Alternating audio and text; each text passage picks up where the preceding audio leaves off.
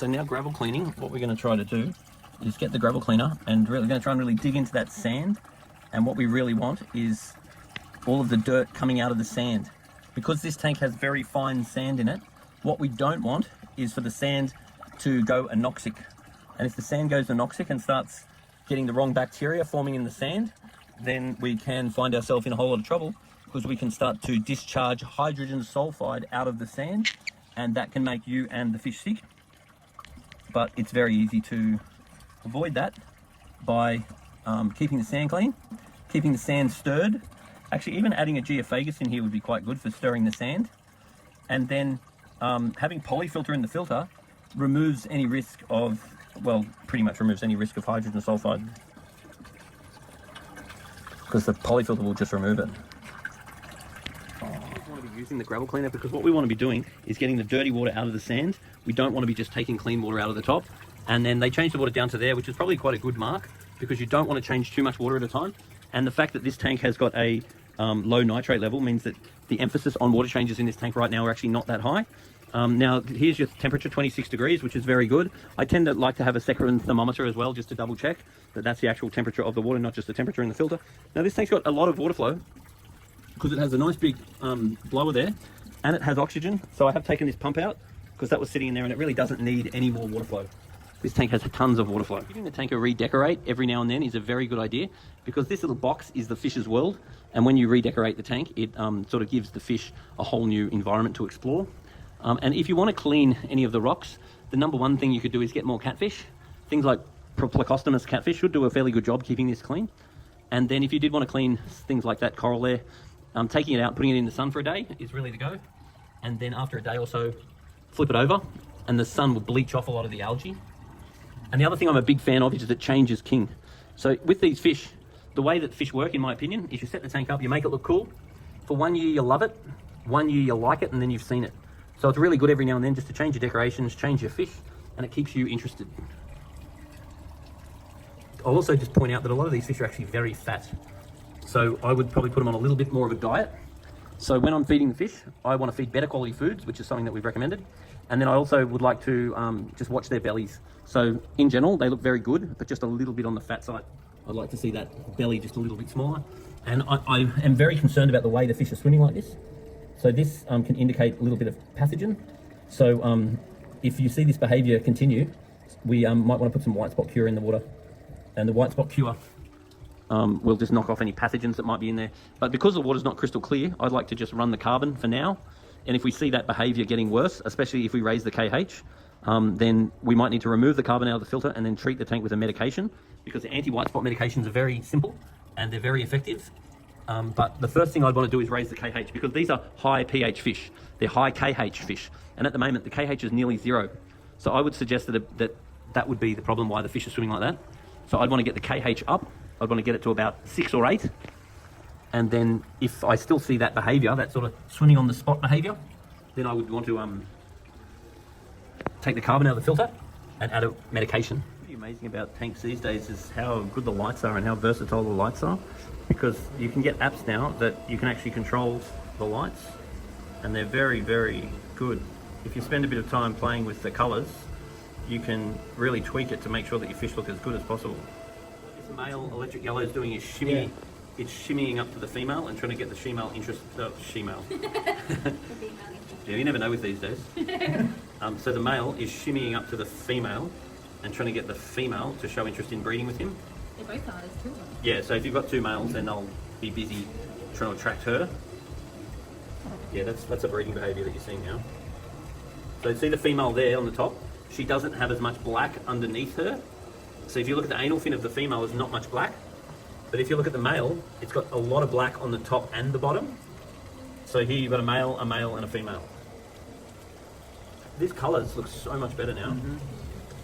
It's like a million times better. Just a simple light setting, and suddenly the tank looks 1,000 times better. How do you tell the other one? Okay, so the different fish have different ways. So for example, with the American cichlids, like the Oscars, they're much harder to tell, but the male is slightly more oval shaped. The female is slightly rounder in shape. And the male will tend to have more overlap of their tail and their dorsal and anal fin. So the fins will overlap more. But Oscars are really not heaps easy to tell unless you vent sex them underneath. And then with the Caras, the males will be the bigger, more colourful ones with the more oval shape and the longer fins. So these are the Caras? Yeah. So that Acara would be a male. And then the one at the back would be a female. That one over there? Probably that one might be a subdominant male. See the one underneath it? Yeah. That'd be a female. So the females tend to be smaller. Oh, yeah. And the females tend to be less colourful. And they tend to have less fins, and they tend to be more oval, more round shape. The males tend to be more oval shape. So the electric yellows are super dimorphic, so they're very easy to tell male from female. And then the Americans are not as easy. Otherwise, you've got to vent sex them, which means you turn them upside down, and you look at their ventricles, because they're different.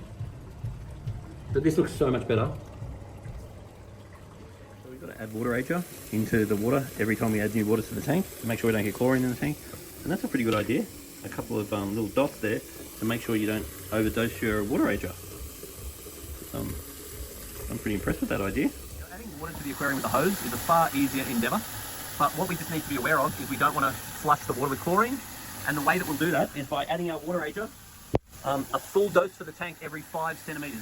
So as the water goes up 5 centimetres, you dose the whole tank, and it's very important to be aware that when you dose water ager, you can only dose water that's there. You can't add water ager and then dose it, because it won't work. It will stabilise basically instantly, and it will find something to stabilise on, which won't necessarily be chlorine. So we fill it up 5 centimetres, dose the whole tank, the volume of the tank, and away we go. Now turtles are an awesome pet, and they have a lot of personality. But how well the turtle is going to get along with your fish is absolutely up to the turtle. Some turtles will literally eat the fish, whereas other turtles will tend to get along quite well with the fish. Now there's a fair bit of sediment in the bottom of this tank, so getting a fine net was going to help to scoop some of that sediment out.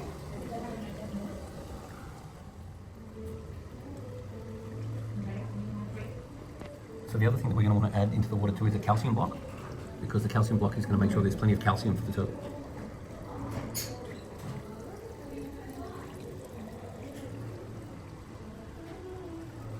Because this tank's double-sided, removing the sediment out of the bottom is very, very hard. That looks like little chunks of something. So we sort of need a strainer to basically remove those particles, and you'd have to basically strain through the bottom. I can try doing that now with a net and see if it works. Now the other thing I would want to do too is think about putting a fake plant at the back just to hide all that, and then it would be nice to make this pump not so obvious. So I'd be tempted to push the pump back, and then if we put a couple of fake plants on this end just to hide all that, that'd probably make me happy. And then I would even consider pushing the turtle dock that way a little bit more, just try to free it all up a little bit, and I'll just try and see if I can sift this. None of this is important, by the way, it's just cosmetic.